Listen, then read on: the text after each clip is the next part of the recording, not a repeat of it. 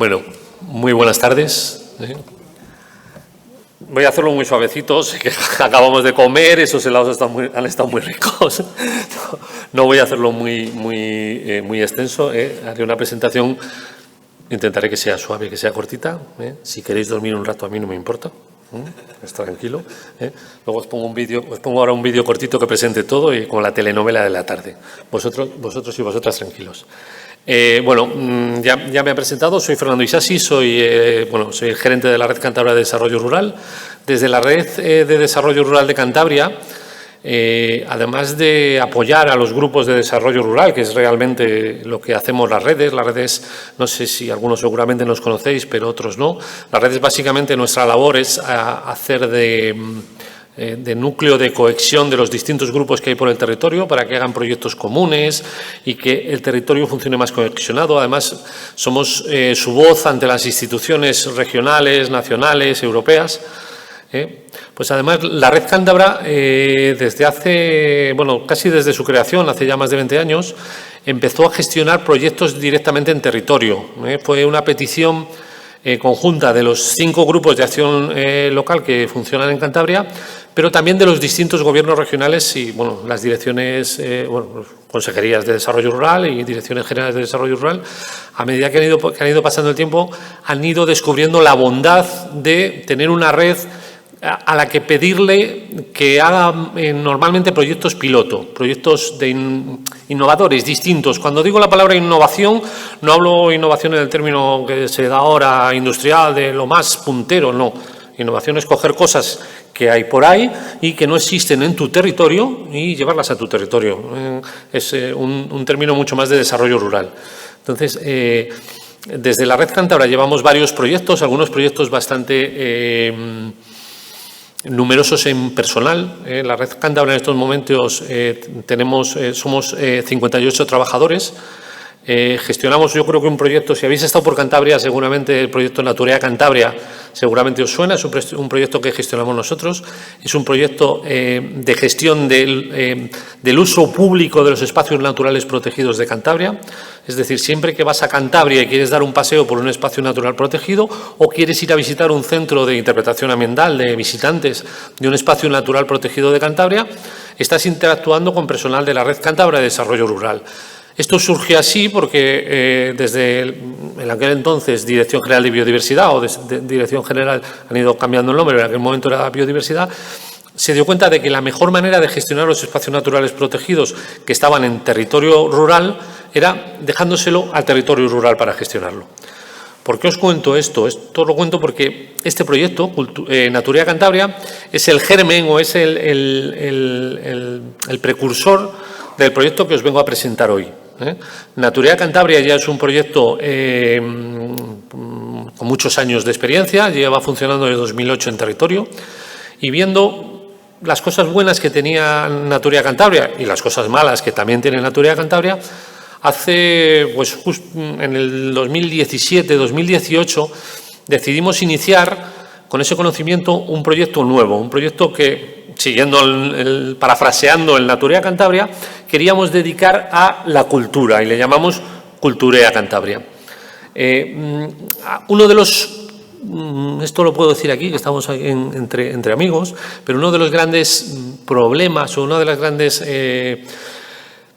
cosas en contra que tiene Naturea Cantabria es que funciona muy bien internamente, tiene mucha cohesión, pero no hemos conseguido involucrar a la parte política del territorio, pero no hemos conseguido involucrar a la parte a los habitantes del territorio. Es un proyecto que funciona muy bien. El año pasado y el anterior tuvimos más de 100.000 visitantes únicos en nuestras instalaciones, es decir, turísticamente es muy importante, pero no conseguimos que la población local se involucre en nuestras acciones. Entonces, con Culturea Cantabria queríamos hacerlo de una manera totalmente distinta. Queríamos, primero, empezar con la población local, que la población local participase en nuestras acciones, participase en la elección de lo que queríamos enseñar del mundo rural y que se sintiese protagonista del proyecto. Cosa que, yo vuelvo a repetir, no pasa en el otro gran proyecto, en Naturea Cantabria. Entonces, lo primero que hicimos fue siempre es una parte importante de nosotros como red. Primero, ponernos en contacto con nuestros socios, con los grupos de acción local, explicarles el proyecto y luego hablar con los socios de los distintos grupos de acción, que como bien sabéis son los actores políticos del territorio, es decir, los alcaldes, alcaldesas, pero también toda población civil, asociaciones de población civil, asociaciones económicas del territorio, explicarles el proyecto, decirles lo que queríamos hacer, preguntarles qué les parecía, cómo lo harían, cómo lo iniciarían, y con todo eso conseguimos una base importante de personas, ya no solo instituciones, sino personas que les gustó mucho el proyecto y empezaron a participar. Con esto removimos un poco conciencias en territorio. Había mucha gente que por su cuenta ya había empezado, los propios grupos, como sabéis seguramente, ya tienen sus propios catálogos de bienes, en muchos casos bienes inventariados. Otro de los puntos importantes de Cultura Cantabria es que no queríamos centrarnos, de hecho no los tocamos, bienes que ya estén inventariados, que ya tengan que deban tener una figura de protección. Nosotros nos hemos dedicado a lo que en ningún modo lo digo de manera despectiva, llamamos el patrimonio rural o patrimonio menor. Hablamos de ese lavadero, de ese humilladero que hay por el camino.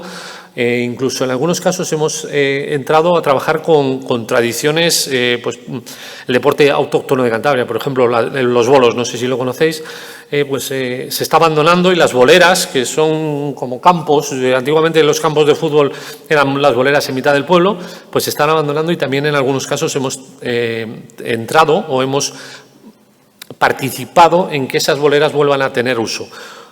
Partíamos entonces de tres premisas básicas. Primero, la población local tenía que participar en el proyecto desde el principio.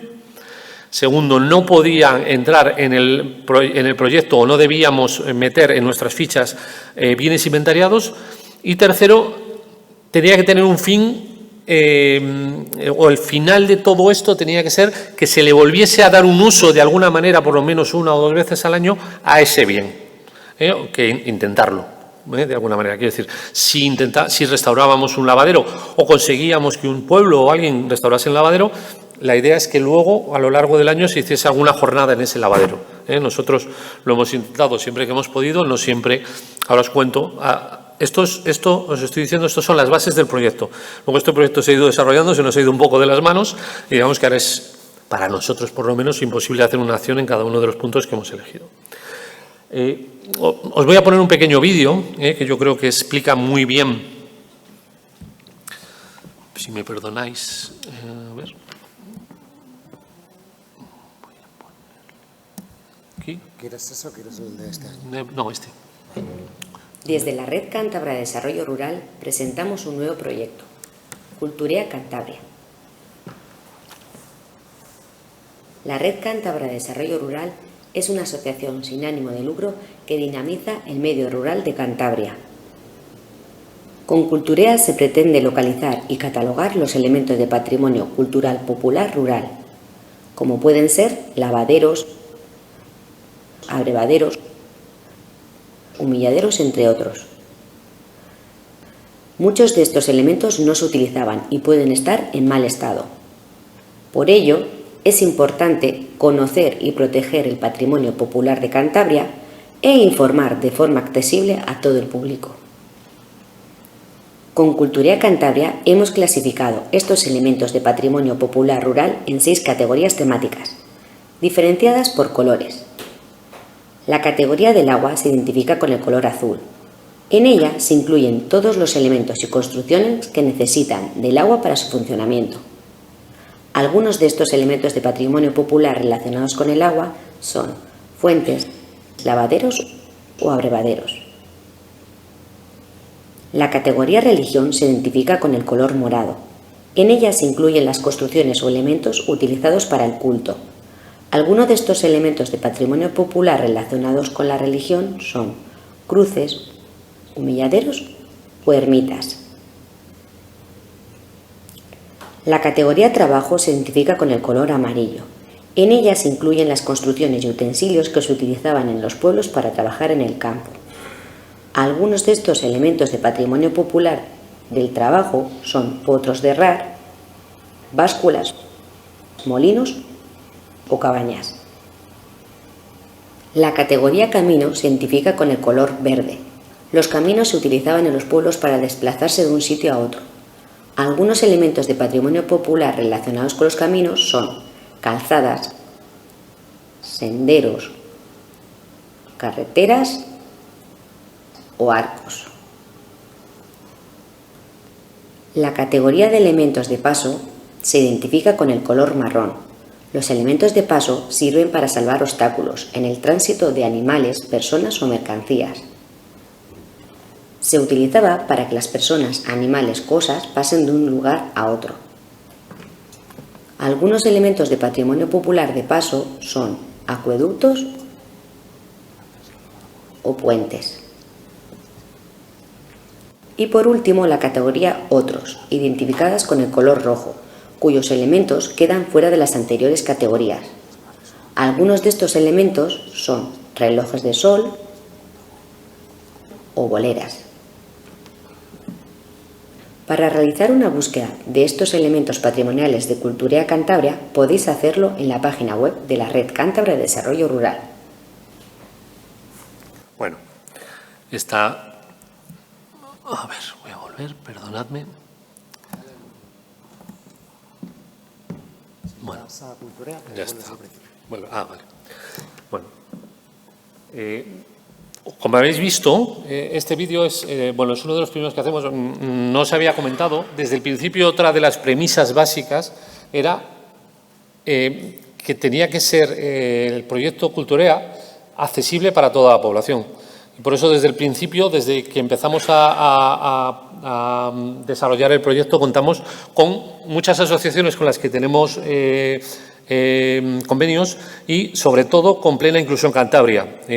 Toda la página web, todos los folletos que nosotros hacemos están redactados, traducidos a lectura fácil, igual que este vídeo. Este vídeo está realizado, habéis visto que el lenguaje es un lenguaje corto, estructurado de manera sencilla, está todo redactado por profesionales en lectura fácil, en lectura comprensiva, para que sirva en principio, para toda la población. De hecho, luego os enseñaré algunas de las actividades que realizamos. Siempre intentamos realizar, siempre que podemos, las actividades que realizamos intentamos realizarlas en dos fases distintas, una público general y otra con público específico. Y en ese público específico invitamos a muchas de las asociaciones que o forman parte de la red o tienen un convenio firmado con la red, y algunas de ellas son asociaciones de personas con algún tipo de discapacidad, personas en general que participan en nuestras actividades de manera habitual. Os voy a enseñar, os decía al principio, la idea era que la población local o incluso los ayuntamientos nos aportasen fichas con esos elementos, que los descubriesen ellos, que ellos nos los mandasen. Y al principio nosotros teníamos un poco de miedo, a ver cuántas fichas vamos a conseguir, serán unas pocas. En estos momentos ya tenemos más de 1000 elementos inscritos en la página web. Bueno, al principio todo este proyecto se volcaba en la página web directamente de la Red Cántabra y este último año hemos conseguido una financiación para hacer esta web, una web propia, en la que ya hemos conseguido hacer, es un pequeño, os lo voy a enseñar, es un pequeño visor basado en Google Maps, y ahí tenéis, por capas, los distintos elementos que nos ha explicado en el vídeo cómo iba, ¿no? Pues el azul relacionado con agua, os puedo enseñar alguna de las fichas, vamos a acercarnos un poquitín, a ver si hay alguna de las fichas ahí la veis, ¿no? Esta sería una ficha, sale una versión pequeñita y luego si clicamos en ella, si decimos a más información, nos lleva, cada una tiene una pequeña página. Aquí la verdad es que le quiero agradecer a Roberto, que le tenéis ahora adaptado. Sabéis que Roberto es el responsable de prensa de la Red Cántabra y realmente la web la ha hecho él. O sea que la verdad es que le ha quedado estupenda.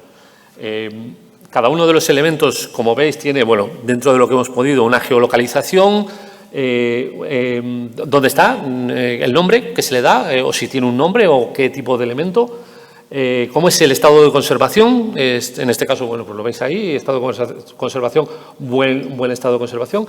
La titularidad, sí conseguimos saberla. En muchos casos no se sabe y en otros suele ser pública. Estamos hablando de elementos como abrevaderos, como humilladeros, que en general suelen ser de públicos, caminos de acceso a la romería, cosas de ese tipo.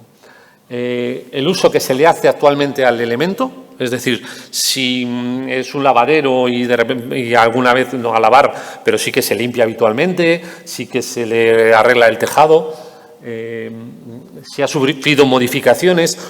No sé, supongo que en donde vosotros vivís pasará lo mismo. En Cantabria pasa muchísimo que llega alguien y dice, yo voy a arreglar esto, y lo arregla pues el tejado antiguo de teja, pues ahora le pone de zinc o le pone... Bueno, cambian muchísimo los elementos, entonces aquí hacemos una reseña específica a ver si el elemento está bien conservado, parecido a como era en origen, o si ha recibido o si ha tenido alguna modificación sustancial.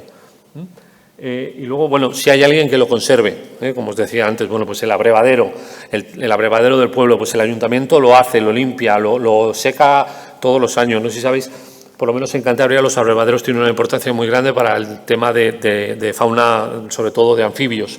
Entonces también nosotros dentro de la red tenemos un equipo de biólogos que también pueden ayudar a los ayuntamientos o por lo menos indicarles qué hacer en estos casos, ¿no? Si se puede limpiar o no se puede limpiar, qué se puede echar en ese sitio, intentando conservar en la medida de lo posible que el bien siga teniendo un uso, pero que también muchos de estos bienes han ido evolucionando a lo largo del tiempo. Antes se usaban para una cosa y ahora han ido cogiendo pues algún otro tipo de... Por ejemplo, los lavaderos ya no se lava ropa. Pero es verdad que hay unas poblaciones de anfibios que siguen usando los lavaderos, las ranas, los ranacuajos siguen criando allí. Entonces, bueno, es verdad que hay una época del año en la que se puede vaciar, se puede limpiar, pero hay otras épocas del año en las que hay que dejarlo lleno de agua. Voy acortando. Nada, bueno, os cuento muy rápido. ¿Cómo colaborar? Os decía, esto está abierto al público en general. Antiguamente lo que hacíamos era, desde la propia página web de la Red Cántabra, recibíamos los elementos. Ahora, bueno, desde esta web, cualquier persona del territorio puede mandar el elemento y rellenar en la medida de lo posible lo que él pueda de la ficha. Luego, personal de la red se encarga de ir a verificar ese elemento y rellenar lo que falte del elemento. ¿De acuerdo?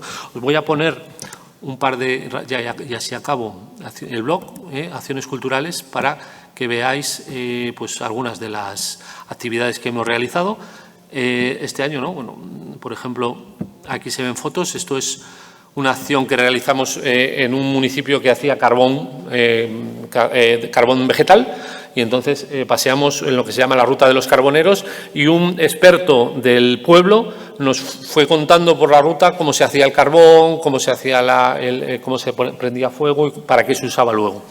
Luego, bueno, tenemos otras acciones. Hemos recuperado una bolera, hemos recuperado un lavadero. En la bolera, expertos en el juego de bolos hicieron un curso de iniciación a los bolos a gente que no había jugado nunca a los bolos, a ese deporte.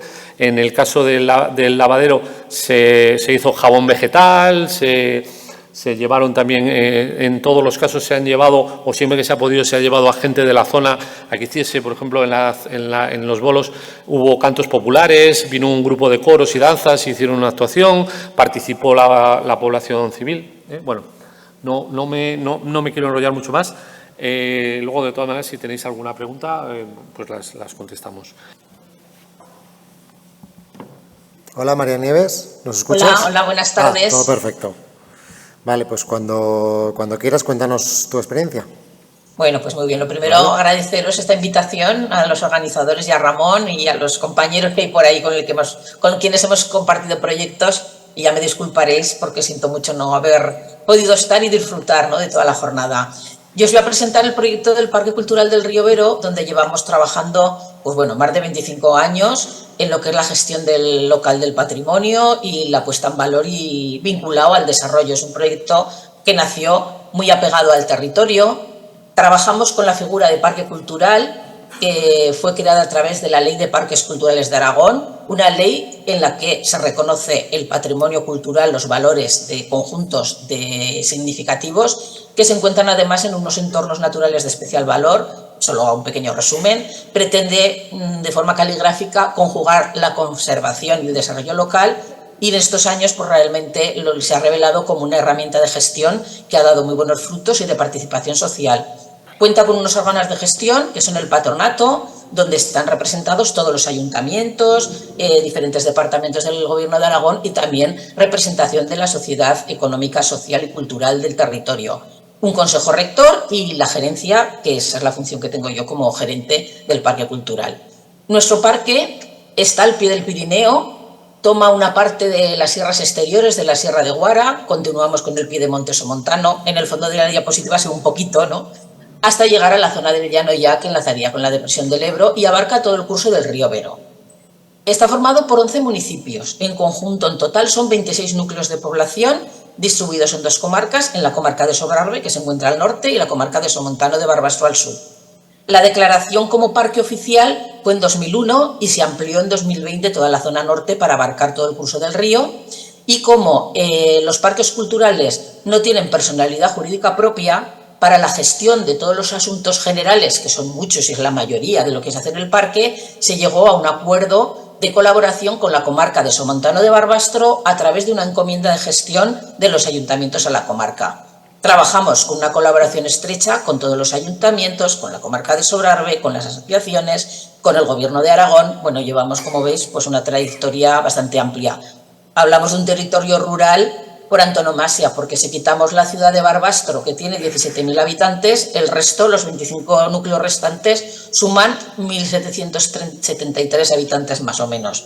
Así que imaginaros, hay sitios con 20, con 100, con 10, con 150, bueno, con 200 y pico, 300 hay uno, y bueno, pues estamos hablando en ese contexto que ya pues todos conocéis. Hacemos muchas cosas, pero centrándonos en el arte rupestre, que es el que hemos trabajado, es el que dio origen al parque precisamente. El arte rupestre y el contenido que ahora podemos desarrollar se basa en los descubrimientos realizados desde finales de los 70 por el equipo del Museo de Huesca con Vicente Valdelló, o sea que es un patrimonio conocido hace pocos años, ¿no?, en relación a otros.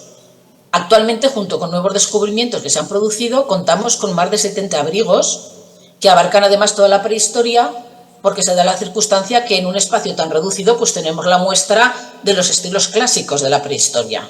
Importante para todo el patrimonio arqueológico, ¿no? En eso, con todo lo que se trata en estas jornadas, es que están en el mismo lugar donde fueron creados. Eso es un valor insustituible para entender ese patrimonio y cualquier patrimonio.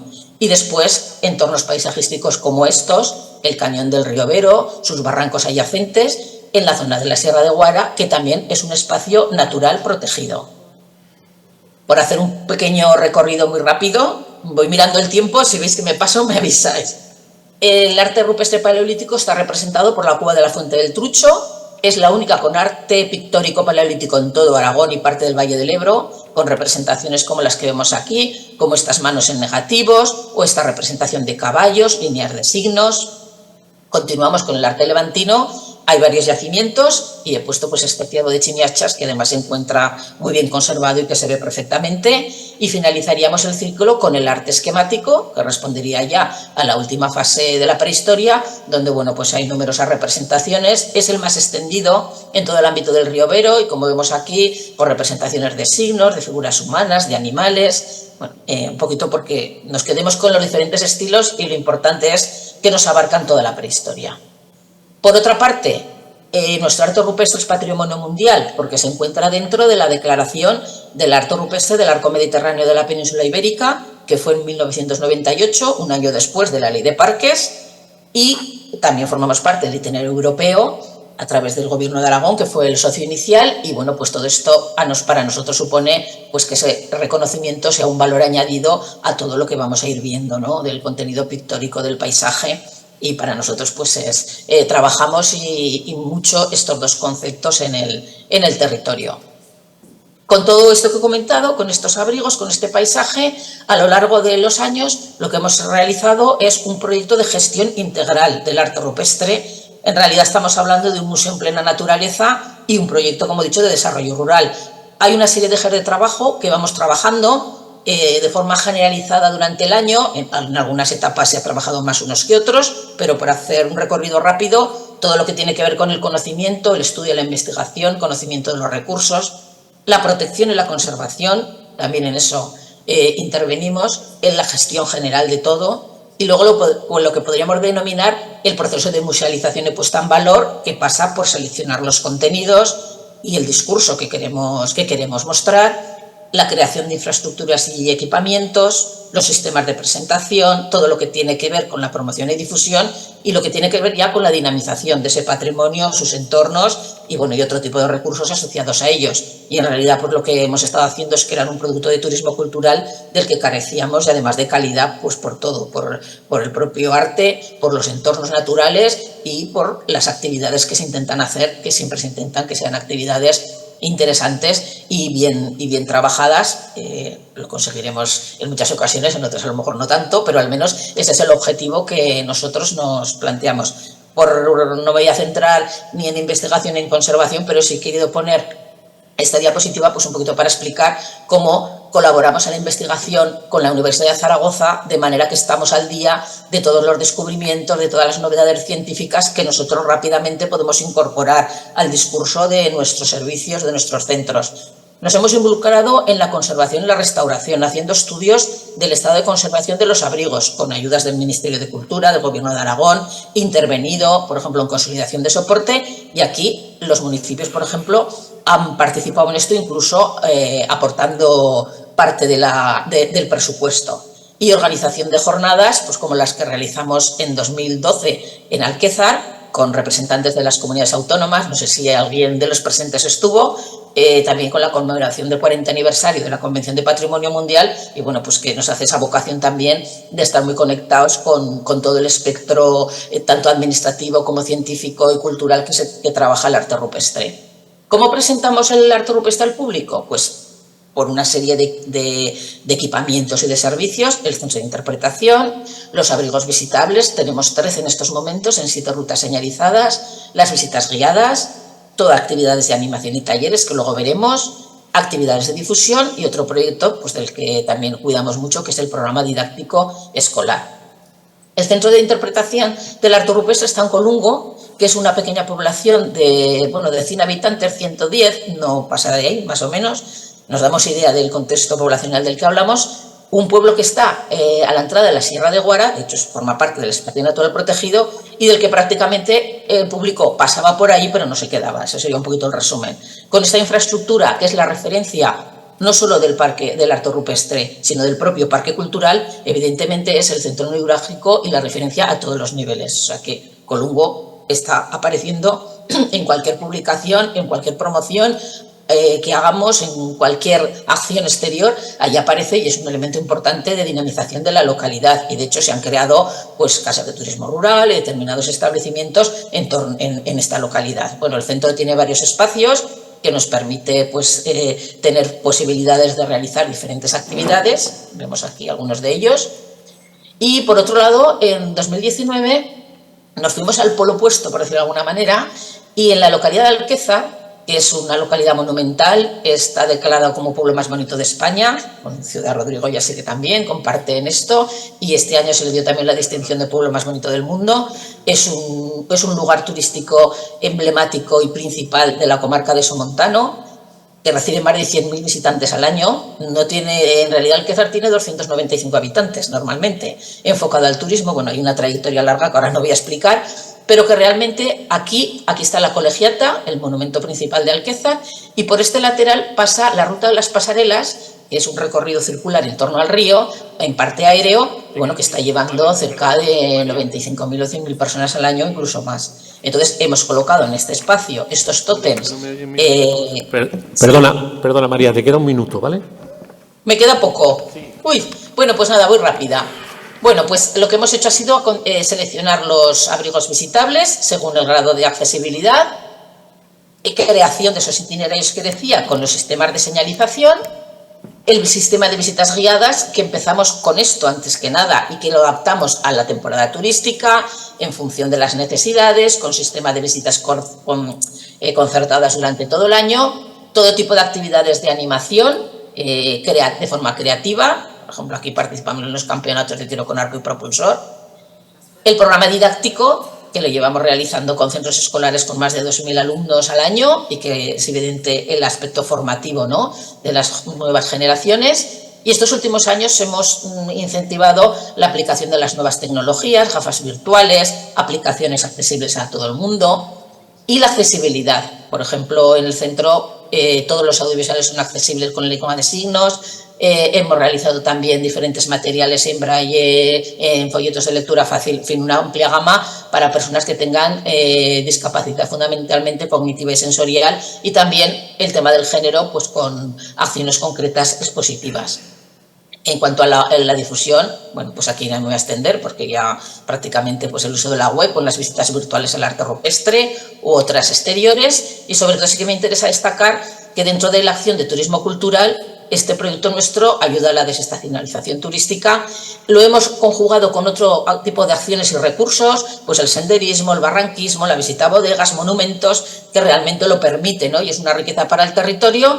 Y los trabajos en redes, que está en nuestro ADN. Empezamos con el programa Terra en 98, que fue un proyecto experimental del que salieron luego los Interreg, y luego el último ha sido el Patrim Plus. También colaboramos o participamos en esos primeros momentos del itinerario europeo. Llevamos esta fantástica exposición de Repar, ¿no? Que os la recordamos, y hemos contribuido, pues yo creo, al desarrollo territorial desde muchos ámbitos, poniendo en valor el patrimonio, bueno, como luego creo que tendremos oportunidad de hablar, ya no me extiendo, creando empleo, favoreciendo el equilibrio territorial, implicando a la población porque participa a través de los órganos de gestión, de asociaciones, incluso del personal de las propias localidades. También, de alguna manera, favorece la creación de identidad en torno a ese patrimonio que se conoce desde hace tan poco, ¿no? Y finalmente, ya para terminar, estoy un poquito rápido ahora, con esta imagen con la que celebramos la primera vez del Día Europeo del Arte Rupestre, pues decir que, bueno, pues que en los ámbitos locales podemos realizar un trabajo eficaz con un patrimonio excepcional, como es este caso, ¿no? Y singular, como es este caso, que es el arte rupestre, y luego lo importante que es el trabajar con el territorio, no de ni para, sino con. Entonces, con ese mensaje un poquito me gustaría terminar. Y bueno, no sé si me ha gustado, pero bueno, lo he intentado, y bueno, pues muchísimas gracias, no os puedo ver, pero muchísimas gracias por vuestra atención.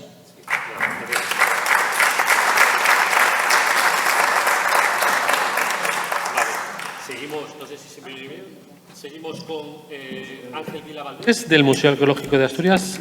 Nos va a explicar el plan arqueológico del Navia EU. A ver, me inicio. Buenas tardes. Muy agradecido a la organización y especialmente a Ramón. ¿Está funcionando? ¿Funciona? Sí. Por la invitación a hablar de un proyecto que en este caso no es un futurible ni tampoco una actividad que esté en marcha, sino precisamente un trabajo que empezó de facto hace aproximadamente unos 20 años. Hoy está concluido, pero yo creo que buena parte de los principios que animaron y los criterios que empujaron su actuación siguen hoy vigentes, eso sí, aplicados a otros ámbitos del patrimonio y con un espacio geográfico diferente. El espacio del que... Bueno. ¿A cuál? Este. Ah, correcto. Ajá. Es los valles del Navia y del Eo, el extremo occidental de la región, una zona con una personalidad muy marcada tanto por cuestiones de relieve como por sus manifestaciones culturales, incluida la propia lengua, un lugar en el que precisamente los años de abandono, los años de falta de progreso, de atraso en vías de comunicación, la no mecanización de los trabajos agrícolas tuvo como parte más positiva, aparte de las molestias, lógicamente, ocasionadas a sus habitantes, el de la conservación de un patrimonio arqueológico realmente excepcional. Un patrimonio arqueológico que, además de contar con esas condiciones favorables para la preservación, tenía unos rasgos monumentales muy importantes que fueron apreciados desde antiguo. Desde el siglo XIX se desarrollaron intervenciones arqueológicas en toda esta comarca que dieron lugar a la aparición de símbolos que todavía hoy perduran dentro del imaginario arqueológico colectivo. El que tienen en la imagen es el Castro de Coaña, iniciada su excavación en el último cuarto del siglo XIX. Es un lugar que se convirtió, por mor de las intervenciones arqueológicas ahí desarrolladas, en el paradigma iconográfico de lo que eran los poblados fortificados de la Edad del Hierro.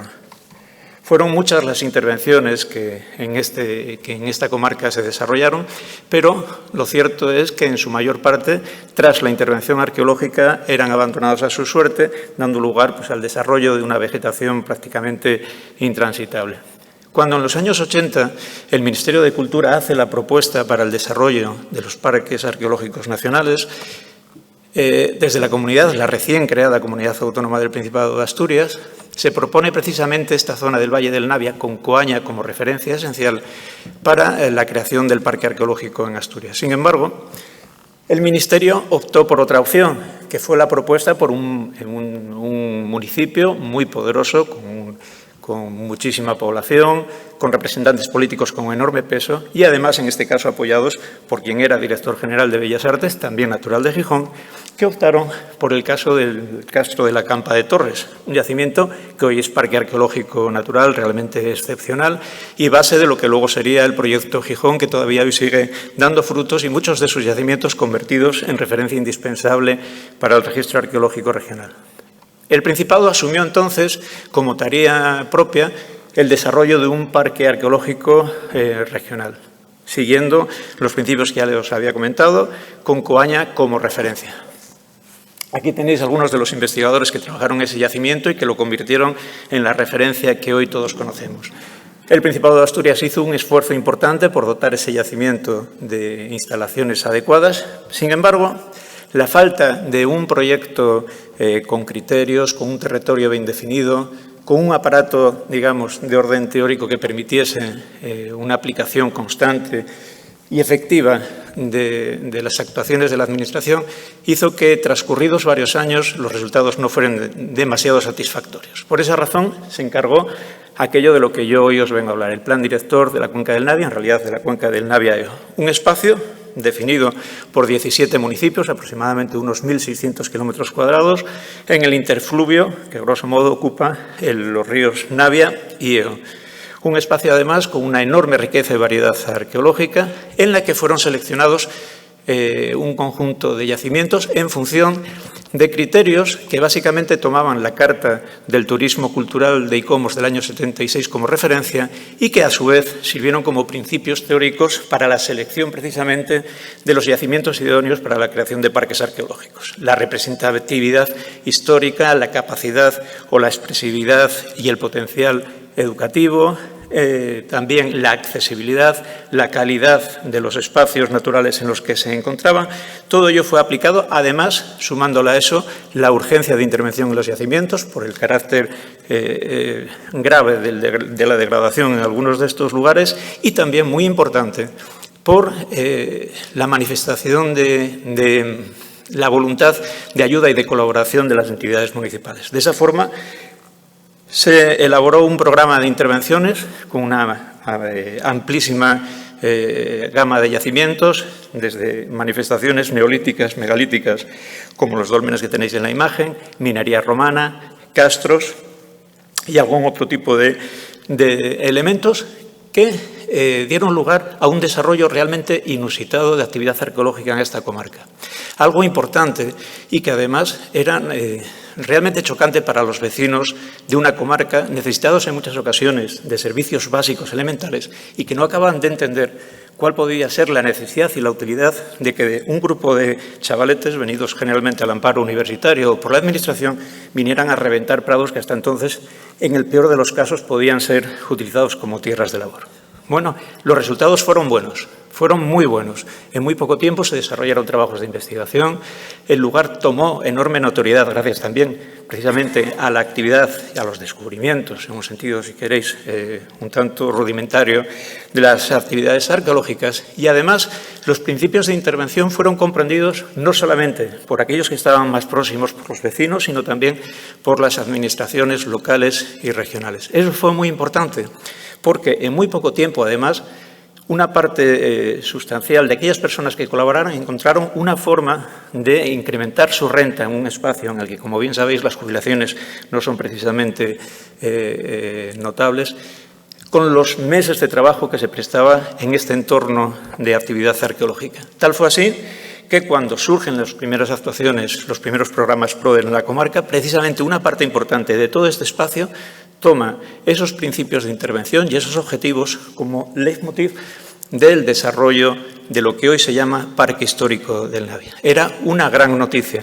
y, de hecho, inmediatamente una de las primeras decisiones que se toman en un espacio que venía caracterizado por la atomización, por digamos, los intereses estrictamente municipales de cada una de las comunidades, la primera decisión que se toma es que una acción común es crear un espacio llamado museo, pero en realidad un espacio dedicado a centralizar el trabajo arqueológico desarrollado en toda esa comarca. Y además todos los municipios están de acuerdo. Todos ellos, junto con la Administración regional, ponen en marcha esto que hoy se conoce como Museo Castro de Chaus San Martín. Un lugar creado en un tiempo en el que el Museo Arqueológico estaba fuera de servicio para centralizar con los mismos criterios las intervenciones arqueológicas y las intervenciones también sobre los materiales arqueológicos y la política de difusión de todo el material aquí recogido. Por primera vez, arqueólogos conservadores, cuando todavía ni siquiera lo sabían en el Museo Arqueológico de Asturias, se ponen al servicio de una misma causa y de una misma comarca. Los resultados inmediatos fueron importantísimos. El trabajo en colaboración con los arquitectos, creando un edificio que debía atender todas aquellas cosas que un museo debe atender, pero fundamentalmente atendiendo esa parte tan importante, que era donde realmente radicaba el secreto de este proyecto, que era en la sala de máquinas, aquel lugar en el cual los investigadores podrían trabajar a lo largo de todo el año y, como bien sabéis, los que estamos involucrados en estas cosas, mucho más allá de relaciones contractuales. Trabajos de investigación, tesinas, artículos, visitas guiadas, asociaciones culturales, todo ello convirtió en un hervidero de actividad con la arqueología como fundamento y, sobre todo, una arqueología que transmitía un discurso histórico, un discurso, digamos, divulgativo, basado en la documentación exhaustiva, basado en investigación moderna. Bien. El resultado fue el que todos, bueno, aquellos que seáis aficionados a la arqueología conocéis, con el Castro de Chaus San Martín y su museo, y también el gran impulso en otras zonas como Taramundi, Pendia o el caso del Franco. Lamentablemente, constituidos los órganos de gestión del parque histórico, las políticas de tono localista en términos de gestión de patrimonio volvieron otra vez a acampar. Los resultados fueron muy buenos en términos de hostelería, de comercio y otras iniciativas económicas, pero en este sentido probablemente el resultado no fue tan feliz. Lo que ocurre es que el balance fue tremendamente positivo. Si bien perdido ese enfoque comunitario, ese enfoque comarcal, hoy, la mayor parte de aquellos municipios que tenían esos recursos arqueológicos en su territorio siguen hoy manteniéndolos. Seguimos hoy disponiendo de una actividad que ya se toma como normal por parte de los vecinos, de la población escolar y de las autoridades. Da lo mismo que sean túmulos, que sean castros como este que tenéis en el caso de Pendia, el caso del Cabo Blanco o el Castro de Taramundi, donde cada uno de las responsables municipales siguen hoy todavía tomando como asunto propio este tipo de materias. Además, todo ello vino acompañado también de un desarrollo del prestigio, digamos, académico o científico de estas instituciones. Una difusión de calidad no puede construirse si no es precisamente sobre los conocimientos científicos en los que se basa la arqueología. Y esos conocimientos científicos, y es una de las cosas que yo pretendía defender aquí, sirven también para crear riqueza. No necesitamos contar exclusivamente visitantes, sino que el hecho de trabajar, de producir, de conocer, de investigar, sigue siendo hoy todavía una fuente de riqueza, siempre y cuando tenga como elemento base el conocimiento, la educación científica. Si conseguimos eso, muy probablemente conseguiremos también un país en el que la gente, que los individuos sean un poco más cultos, más tolerantes, muchísimo más conscientes de la riqueza y de la importancia de su propio patrimonio y, en definitiva, tendremos un país un poquitín mejor, ¿no? Si conseguimos eso, la prosperidad, el rendimiento económico seguramente que llega por añadidura. Muchísimas gracias.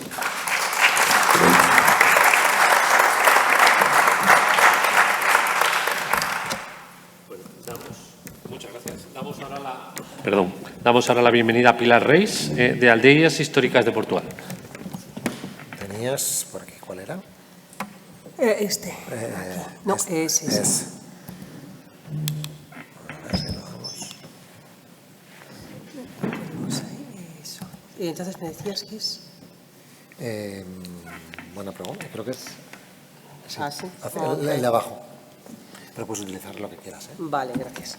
Bueno, pues hola, buenas tardes. Muchas gracias por habernos invitado. Yo soy Pilar Reis, soy arqueóloga de formación y trabajo en Aldeas Históricas de Portugal. Bueno, y vengo a traeros un poco de lo que es esta asociación, de qué es este proyecto de las aldeas históricas, que además fue uno de los primeros proyectos en Portugal a vestir este vestido de red asente y baseada exclusivamente en el patrimonio. La red de aldeas históricas, así. Bueno, las actuales 12 aldeas históricas de Portugal están todas localizadas entre el río Duero y el río Tajo, y la que tenemos, digamos, más cerca del Atlántico, de nuestra costa atlántica, es Piódão, que hace parte del distrito de Coimbra. Para daros una idea, para daros así una noción, esto significa que nuestras 12 aldeas están localizadas entre el norte del río Tajo, o sea, lo que son 3 distritos: distrito de Coimbra, de Guarda y de Castelo Branco. Y por lo tanto, otra cuestión importante de nuestra red es que son 10 municipios. Nuestros municipios no son bien los vuestros, son comarcas, son municipios, digamos, que dentro de sí mismos encierran otros pequeños municipios, que son las freguesías, y por lo tanto es un territorio vasto, aunque se tiene esta unidad, digamos así, geográfica de ser el centro interior de Portugal. Aquí una imagen un poco más gráfica que os enseña un poco esta centralidad de nuestra región. Nosotros en Portugal, y para los portugueses, somos interior. Nosotros, cuando nos dicen que somos interior, decimos siempre que interior es Madrid, porque en realidad no estamos así tan lejos de lo que es la costa. Bueno, el inicio de este proyecto fue en 1995, fue un proyecto que arrancó con 10 aldeas históricas. Estas aldeas históricas, estas primeras 10 aldeas históricas, fueron elegidas por su patrimonio construido, porque de las 10, 9 en ese momento eran aldeas que tenían castillos. Toda esta zona es una zona de frontera y todos esos castillos son, en realidad, la forma pétrea de nuestra historia como portugueses, o sea, de nuestra frontera, que además es una de las fronteras de las más antiguas de Europa y, bueno, voy a decir así, de las más antiguas del mundo por su estabilidad, por su dibujo, que no se ha meneado un metro, a no ser la cuestión olivensa, pero, bueno, esa es otra cuestión. La realidad es que este proyecto se baseó en esos tales 9 castillos y un 10º pueblo, que es Piódão, que es un pueblo de pizarra, un pueblo negro, como le llamáis aquí del otro lado de la frontera, y que está en lo que es la formación de la Sierra de Estrella, ¿no? De lo que es nuestra montaña más alta y más representativa, digamos así, de este interior montañoso. Y ese pueblo, a pesar de que no tiene ni castillo, ni tiene esa imponencia patrimonial, es en realidad una demostración de esta resiliencia, de esta resistencia de las poblaciones de montaña en vivir en un lugar tan lejano, tan longínquo de todo lo que es la urbanización, y cómo resistió con una belleza, rural al paso del tiempo. Al revés, sí, así.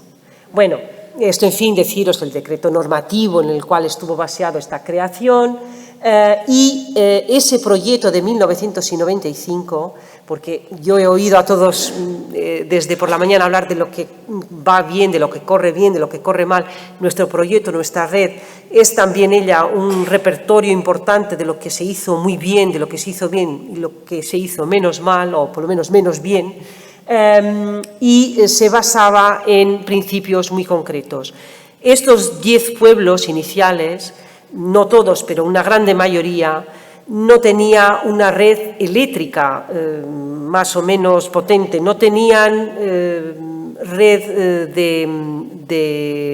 de aguas, de abastecimiento de agua a todo el pueblo, no tenía, digamos, las infraestructuras básicas y que en ese momento, con los fondos europeos, se querían implementar en estos territorios tan longínquos, ¿no? tan fuera de toda, o sea, efectivamente de frontera de la propia Europa. Se quiso también dar una dinámica a todo lo que eran los proyectos privados. Se iniciaron algunos proyectos absolutamente innovadores en lo que era el contexto de Portugal, y no os olvidéis que estoy hablando de Portugal, de los años 90, y por lo tanto se crearon, por ejemplo, sistemas, lo que se llamaban las casas rurales, que era una forma de los privados poder rentabilizar para el turismo, abrir para el turismo sus casas, creando pequeñas unidades, porque en estos pueblos tan pequeños, y cuando un portugués habla de un pueblo pequeño, no es lo mismo de que cuando alguien del otro lado de la frontera habla de un pueblo pequeño. Cuando me decís que un sitio pequeño es de 5.000 habitantes, nuestras comarcas, o algunas de nuestras grandes comarcas tienen ese número de habitantes. Estos pueblos tienen 20, bueno, yo estaba oyendo a Aragón hablar y estaba identificando, ¿no? O sea, 20, 10, Sortella, por ejemplo, tiene 4 habitantes, ahora hemos duplicado la población porque han nacido 2 bebés, y, en fin, estamos hablando de comunidades verdaderamente diminutas. Estas son algunos de esos 10 pueblos que se iniciaron, por los cuales se inició el proyecto, como Castelo Rodrigo, Idaña Bella, aquí algunas imágenes de Idaña Bella, que también es un sitio arqueológico extremadamente importante, Almeida y Sortella, precisamente. Aquí, precisamente, algunas fotografías de los sitios que fueron haciendo en estos pueblos donde no había ningún sitio para dormir, y de repente empiezan a surgir estas iniciativas privadas, pues abriendo pequeños restaurantes, hoteles, y que con el tiempo, además, han venido a transformarse en sitios de alguna dimensión y con alguna importancia nacional. Bueno, en 2003, además, perdón, es en 2001, pero bueno, se amplía la red y se incluyen otros 2 pueblos históricos que son sedes de comarca, como es Belmonte y Trancoso, pero que tienen ambos 2 castillos también muy importantes en lo que es la historia de Portugal. En el caso de Trancoso, una de las torres más bien conservadas y más a norte, una torre mozárabe, cuando Almanzor se fue hasta Santiago de Compostela. Bueno, aquí están nuestros 12 pueblos, como veis son muy diferentes entre ellos, pero comparten, digamos, esta expresión patrimonial, histórica muy importante. Bueno, aquí, y lo voy pasando deprisa porque si no se me va a cortar el tiempo, en fin, todo lo que fue la sucesión, la evolución de la propia asociación, creando, digamos, un organismo, siendo autónoma desde 2007 y creando también un equipo técnico que estaba asociado a la Asociación Aldeas Históricas de Portugal y también incluyendo un representante por cada ayuntamiento que hace parte de la red. Esto, en fin, todas las cuestiones del efecto multiplicador de esta inversión pública que se hizo, que fue bastante musculada, que fue bastante expresiva en estos 12 pueblos, y aquello que se calculó que sería el retorno, o sea, lo que devuelve, digamos así, la economía. En 2016 nosotros aprobamos también la estrategia de eficiencia colectiva. Más adelante también bueno, aquí para explicaros un poco cómo estaba organizada la propia asociación y su forma de funcionamiento. Y bueno, la visión ya para 2020 en un concepto de aldea inteligente, introduciendo otros parámetros y otros elementos de reflexión y de intervención en las propias aldeas.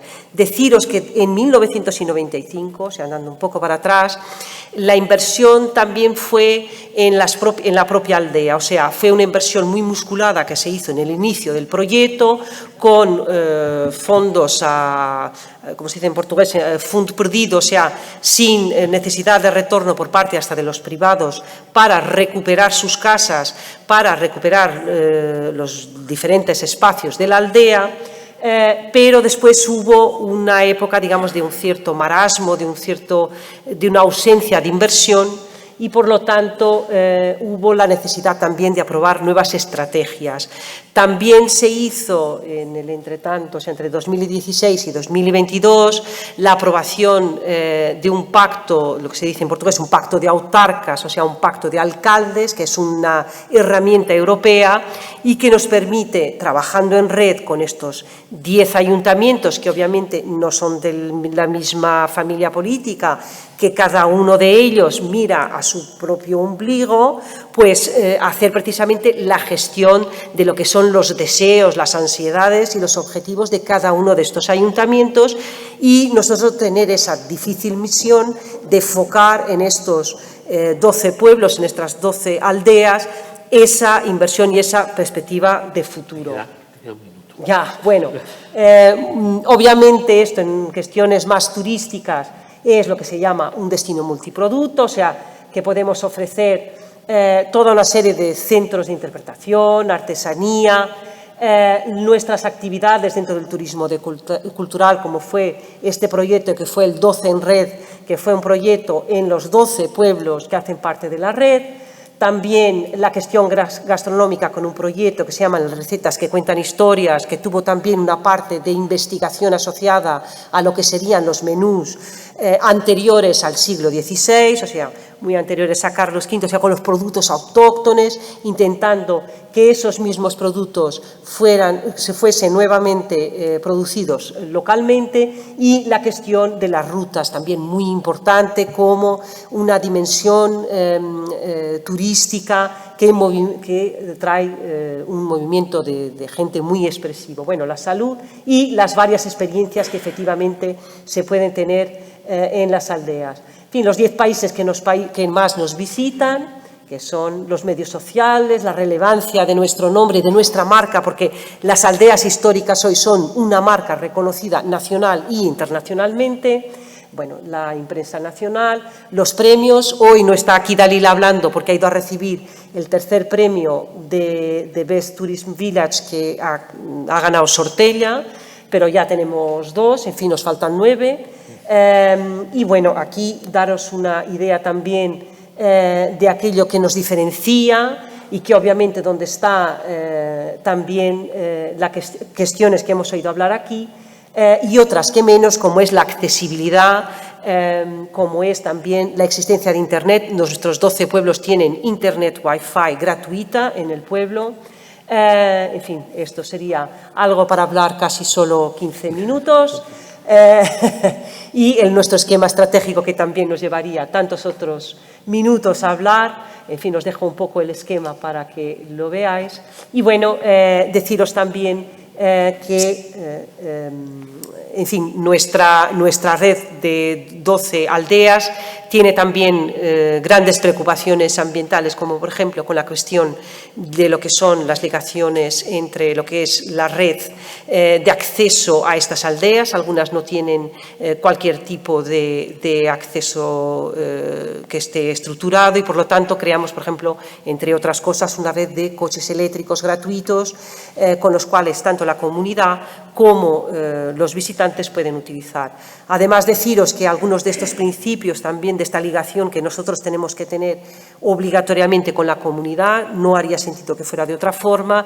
También ha estado de manifiesto en un proyecto muy reciente que es la New Bauhaus, en que una de nuestras aldeas también hace parte, que es Sortella, y que por lo tanto es también una forma que estamos aprendiendo a cómo reatar esta relación con las comunidades, porque ni siempre fue pacífica, ni siempre fue la deseable, porque la intervención en sitios patrimoniales con este registro, las exigencias y la protección legal, que además nosotros hemos reforzado porque hemos solicitado y la estamos concluyendo, la clasificación como bien cultural en Portugal, monumento nacional, conjunto monumento nacional a cada uno de estos pueblos, tiene también un precio alto para quien vive en ellos, porque tiene exigencias muy grandes, lo que es el restauro, la conservación, etcétera. Pero bueno, ahora termino por aquí porque si no me como el tiempo. Muchas gracias.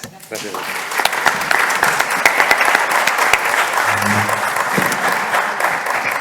Bueno,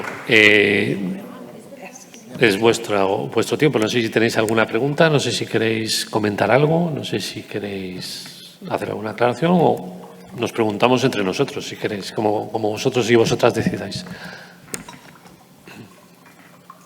¿A alguien le interesa algo en especial? No. Bueno, sí. Simplemente comentar que viendo un poco los proyectos, tanto el de Asturias... Espera. Espera, te deja un micro porque si no... Yo te oigo, pero seguramente por atrás no. Bueno, un poco me viene a la cabeza viendo cómo habéis puesto los proyectos, sobre todo en Asturias también. No, pero no está el muchacho. Hablando de que son proyectos que necesitan mucho tiempo.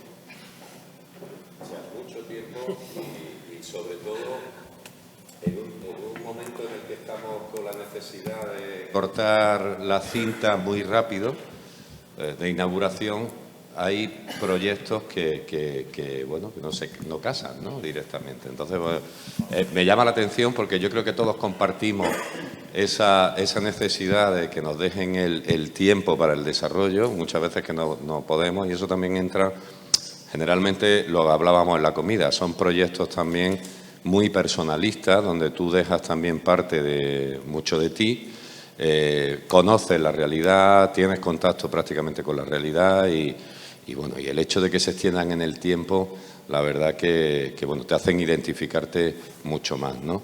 Es reflexión, no es porque yo creo que estamos todos igual y estamos todos en los mismos parámetros de este tipo de proyectos y esto no es un huevo que se echa a freír y lo saca en 5 minutos.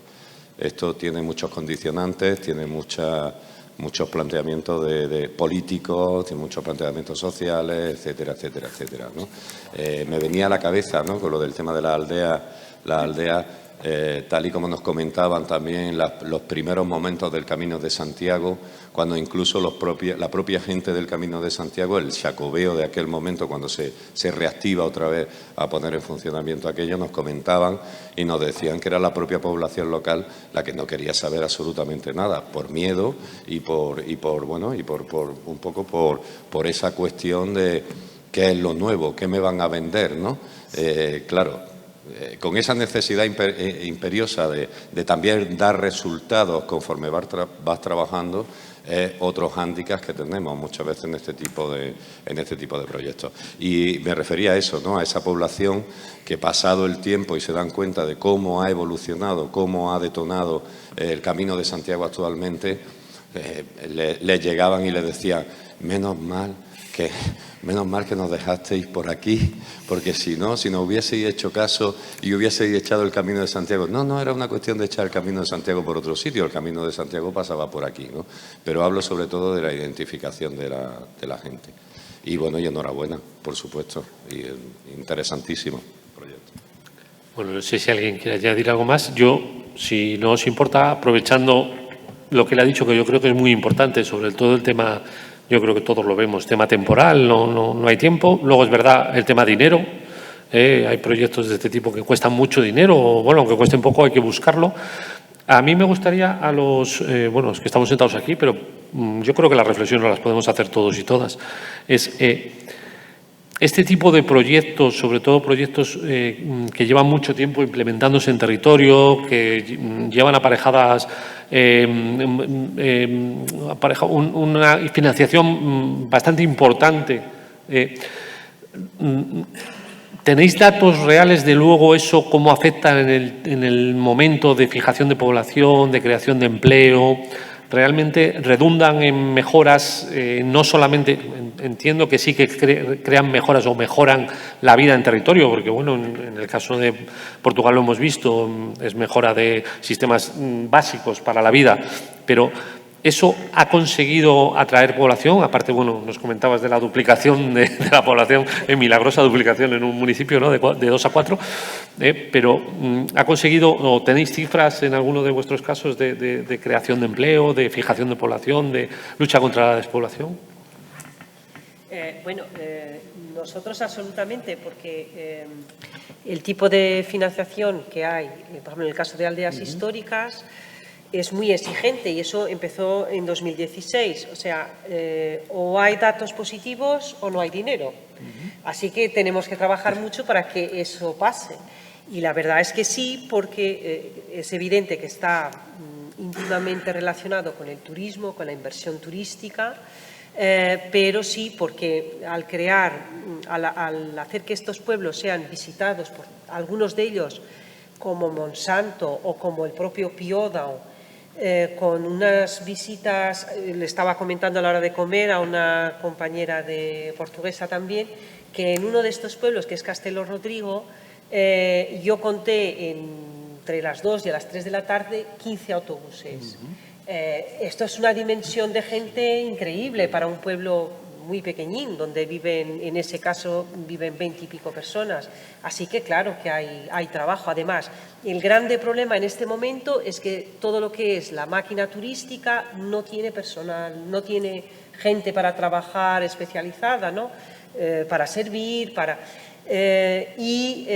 efectivamente eso en nuestras aldeas, pues sí, se buscan casas en las aldeas. Claro que todo tiene otras consecuencias. El precio de las casas en los 12 pueblos históricos es muchísimo superior que en los pueblos al lado. O sea, la misma casa, 10 kilómetros y ya no vale lo mismo, ¿no? Entonces, hay una hipervalorización también del espacio. Claro que nosotros tenemos problemas estructurales en Portugal que van mucho más allá de nuestras 12 aldeas. Pero claro, el factor turismo, tenemos que aceptarlo, es lo que mueve es lo que mueve trae dinero. Sí, absolutamente. En el caso de... Sí.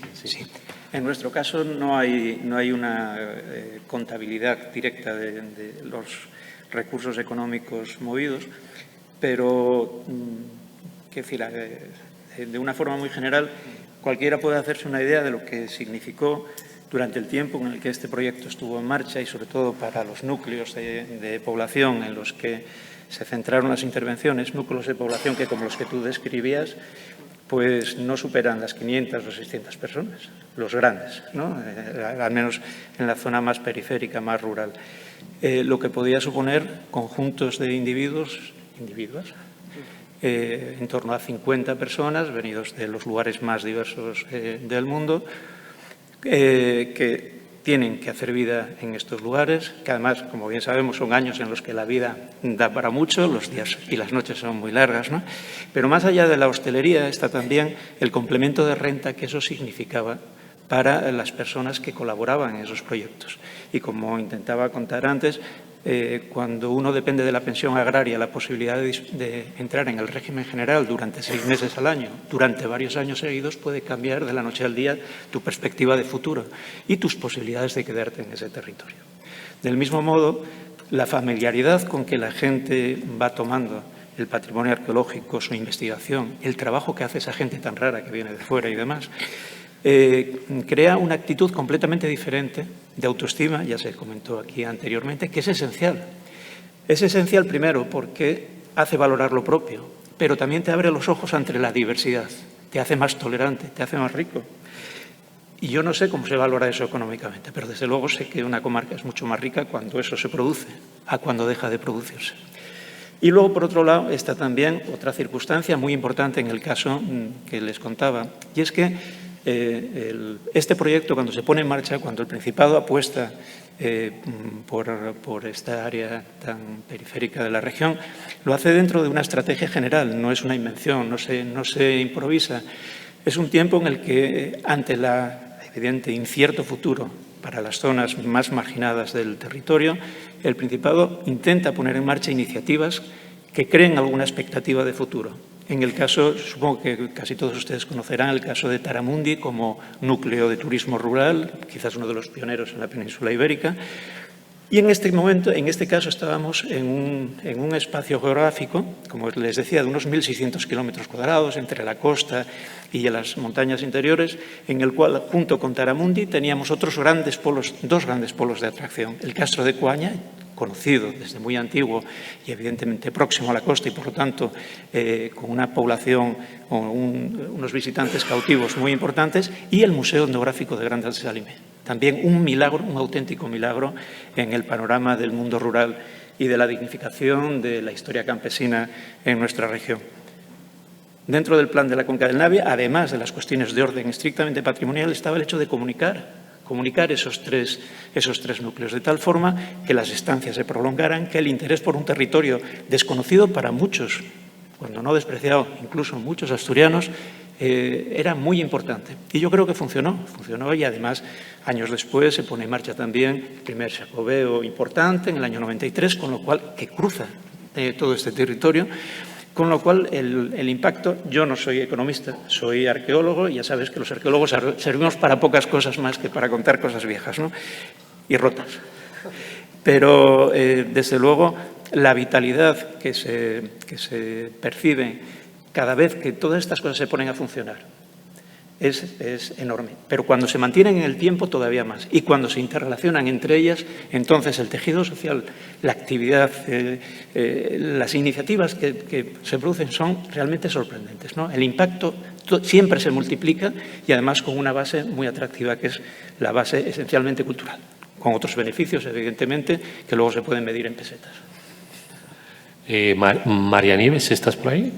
Sí. Mira, sí, también quería decir, bueno, pues yo creo que compartimos mucho. En nuestro caso, aunque hablamos del Parque Cultural del Río Vero, claro, esto nació en un contexto, ¿no? En los años que decimos del principio, en un contexto de desarrollo rural, de la apuesta por el territorio, de los ayuntamientos, de la entonces Mancomunidad del Somontano, por poner en marcha un programa de desarrollo rural a través de los programas LEADER con el Centro de Desarrollo del Somontano, donde se trabajó pues poner en valor todos esos recursos endógenos, crear infraestructura turística. Se realizaron planes de rehabilitación del patrimonio, de pequeños elementos de esos que se ha comentado antes, ¿no? En prácticamente casi todos los municipios. Y nuestro proyecto lo que vino es a sumar, y sobre todo a sumar con unas acciones totalmente diferentes, que era la puesta en valor de ese patrimonio y de ese patrimonio arqueológico. Evidentemente el tema de la despoblación es muy complejo. Estamos hablando siempre de lugares que además con población muy envejecida, pero lo que sí que es cierto, yo no me atrevería aquí a dar datos, ¿no? Porque no, pues como ha dicho el compañero, es complejo y tendrías que tener mucha información, pero lo que sí vemos es decir que hemos aportado otras opciones, hemos aportado equipamientos, infraestructuras, actividades a sitios que no tenían, lo cual ha permitido pues esa creación que decimos de casas de turismo rural y de personas que a lo mejor se iban a ir, no se han ido, gente de la población, jóvenes que a lo mejor tienen allí, aparte que han podido venir de otros lugares, que también se da ese fenómeno y desde aquí con otros proyectos se está trabajando, ¿no? El intentar el acercar o el atraer población, es decir, pero con el ámbito cultural estás favoreciendo que puedas tener otros recursos, que vas a poder hacer uso de ellos en cualquier momento del año. Por ejemplo, por poner un ejemplo, empresas que se pueden dedicar a temas de senderismo, deportes de aventura, porque claro, no lo he contado todo esto, pero la Sierra de Guara pues es un paradigma donde se empezaron los descensos de barrancos, en concreto en el Río Vero, fundamentalmente por los franceses. Bueno, pues se centraba, digamos, un turismo muy estacional y con todas estas propuestas lo que se ha hecho es ampliar, ¿no? Es decir, nosotros tenemos unos equipamientos mantenidos, las rutas, con información interpretativa que están usados también por las empresas que hacen sus actividades, pues una actividad de senderismo donde los llevan o pueden hacer una visita guiada o simplemente van a hacer el recorrido, van a llegar a la entrada de un abrigo, tienen ahí sus paneles, es decir, que lo que hemos creado es recursos y equipamientos que van a favorecer, bueno, pues esas posibilidades económicas y sobre todo en sitios donde no las tenían. Luego también estamos hablando de nuevas posibilidades profesionales. Hablamos de personas dedicadas al patrimonio, hablamos de guías culturales. En cuanto a puestos de trabajo, en este proyecto son 4 puestos de trabajo que trabajan con continuidad, pero después todas las inversiones anuales, evidentemente, como han dicho antes, proyectos largos han tenido de todo, ¿no? No ha sido nada lineal. Ha habido épocas complicadas, ha habido otras en las que se ha tenido más recursos, pero lo que sí ha sido importante es apoyo fundamentalmente de los ayuntamientos, ¿no? Para empezar, es decir, que han estado comprometidos con y de hecho el que se ampliaría al parque, a la zona norte, pues ha sido derivado de eso, porque ha sido algo que funcionaba. Bueno, pues en ese sentido, y me voy un poquito del otro tema económico, es decir, también las inversiones que se han realizado, pues también haya ayudado a otros ámbitos profesionales. Pues el mantenimiento lo estamos haciendo, por ejemplo, con un centro especial de empleo, con su montano social. Por tanto, también estás colaborando, ¿no?, en ese ámbito de personas que tienen un grado de discapacidad. Profesionales diversos de todo tipo, desde los que se dedican al diseño, las librerías, las imprentas, los albañiles, es decir, que como hemos hecho tanta diversidad de actuaciones, también con eso has apoyado ese tejido, ¿no? Es decir, que bueno, pues está ahí pues en un equilibrio muy inestable. Entonces, en ese sentido, nosotros sobre todo lo que hacemos es sumar, ¿no? Es decir, no puede verse esto aislado, sino en ese contexto territorial. Por supuesto. Además, decir también que, por ejemplo, nosotros en Aldeas Históricas, que nos llevábamos muy en serio lo que es la cuestión del rehacer de estas comunidades, del revitalizar estas comunidades, estamos implementando en el terreno, pero claro que no son cosas inmediatas. Como ejemplo, estamos creando espacios cowork, porque como conseguimos, nosotros todo lo conseguimos con lo que llamamos las parcerías, o sea, lo que es no me acuerdo ahora cómo se dice la palabra en español, pero o sea, los acuerdos con grandes empresas, los convenios, exacto, me faltaba. Bueno, pues nosotros conseguimos gestionar estos convenios, que si no sería totalmente imposible que aquel pueblo con tan pocas personas tuviera wifi en el pueblo. Pero eso es muy importante, porque eso, por ejemplo, en el caso de uno de ellos, vamos a abrir ahora uno de nuestros primeros cowork. Ya tenemos gente que nos llama a decir que quiere, porque tenemos que adaptarnos también a lo que es la evolución social, a lo que es la exigencia de las personas. El COVID nos vino a demostrar que mucha gente está muy harta de vivir en las ciudades, que puede vivir fuera de las ciudades. Y nosotros les queremos decir que nuestros pueblos son fantásticos para vivir allí. Es evidente que esto está contado como muy Barbie, ¿no? Sí, Después la realidad, las propias comunidades locales ni siempre están 100% estructuradas para recibir estos nuevos habitantes. Pero yo creo que con el tiempo sí se van a adaptar, pero hay que dar las condiciones, hay que darlas, y hay que hacerlas, y hay que intervenir directamente en los medios y sin miedo, o sea, hay que hacerlo. Bueno, yo creo que vamos a dejarlo ahí, que se nos ha ido demasiado el tiempo. Sí. Yo soy muy mal dinamizador de mesa redonda. Bueno, yo agradecer a mis compañeros de mesa. Bueno, ¿quiere terminar? Sí, por supuesto, me faltaría más. Una última intervención. Hombre. Solamente una cuestión que a mí me llama la atención y me preocupa en cierta forma, ¿no? Cuando hablamos de arqueología y patrimonio y desarrollo rural, los términos de desarrollo rural más o menos están claros, pero cuando hablamos de arqueología, en buena parte yo sé que cuando hay que contar todo esto en 12 minutos no cabe otra posibilidad que una brocha gruesa, ¿no? Pero hablamos como de productos terminados, ¿no? Y esto me aterroriza. Aterroriza porque si exceptuamos las cuevas con arte rupestre, donde suele haber algo más de delicadeza, donde suele haber algo más de preocupación, al resto del patrimonio se le trata a la baqueta. Hay que ponerlo en valor, utilizando el galicismo que ya he generalizado, y no se mide el valor arqueológico como documento, como instrumento de conocimiento, como único testimonio en muchas ocasiones de periodos y con una diacronía larga en muchas ocasiones. Y lo que se percibe como arqueología es exclusivamente aquel yacimiento con una puerta de entrada, con un itinerario de visita, con una tarifa a la hora de pagar. Y, sin embargo, anulamos la posibilidad de convertir en riqueza todo el proceso para llegar a ello. Y que no tiene por qué ser un objetivo ni a 5 ni a 10 años. Los yacimientos se construyen con el tiempo. Además, se benefician del paso del tiempo con la mejora de las metodologías, con la mejora de la tecnología, con la mejora de sus criterios sobre intervención.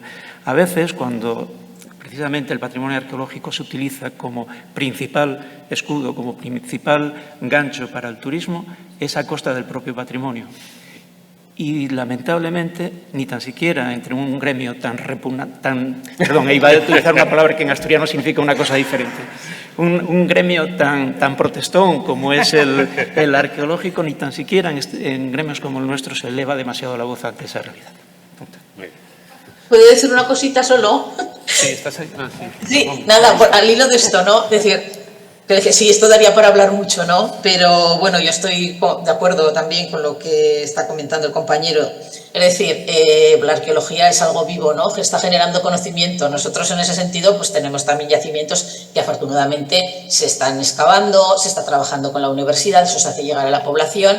Y bueno, y claro, estamos trabajando, en nuestro caso el arte rupestre, que es un patrimonio tan frágil, y en eso hemos involucrado a las entidades locales para entender desde el principio, es decir, que lo primero que había que hacer era proteger y conservar. Proteger, estaban protegidas, pero digamos por verjas y demás, pero conservar, ¿no? Y yo creo que es importante el que cuando presentamos un proyecto para conocer el estado de conservación de un abrigo o documentación y una entidad local, un pueblo pequeño, se involucra incluso poniendo presupuesto en esa acción, bueno, pues ya tenemos algo ganado, ¿no? Y yo creo que en eso se es muy consciente. Es decir, que no puede haber una explotación de un bien patrimonial y un bien arqueológico, y bueno, y el arte rupestre, por supuesto, ¿no? Y eso yo creo que aquí pues hemos conseguido que se entienda bien, ¿no? Es decir, claro que en el principio pues pudo haber sus visiones diferentes, ¿no? Pero entender que el conocimiento, la conservación y la preservación